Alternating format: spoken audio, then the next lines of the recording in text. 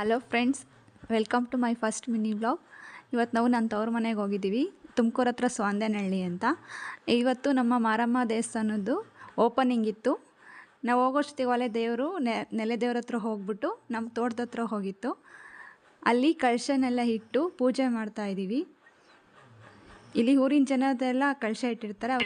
ಇಲ್ಲಿಂದ ದೇವ್ರನ್ನ ಮೆರವಣಿಗೆ ಕರ್ಕೊಂಡು ಹೋಗ್ತಾರೆ.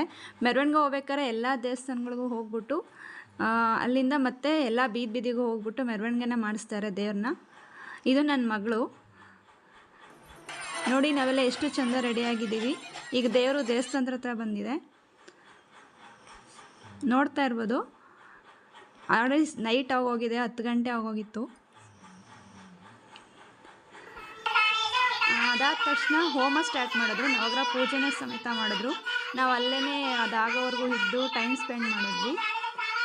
ಮತ್ತು ಊಟನೂ ಅರೇಂಜ್ ಮಾಡಿದ್ರು. ಊಟ ಮಾಡಿಕೊಂಡು ಪಟಾಕಿ ಹೊಡೆದಿದ್ದೆಲ್ಲ ನೋಡ್ಕೊಂಡು ಅದಾದಮೇಲೆ ಮನೆಗೆ ಹೋದ್ವಿ.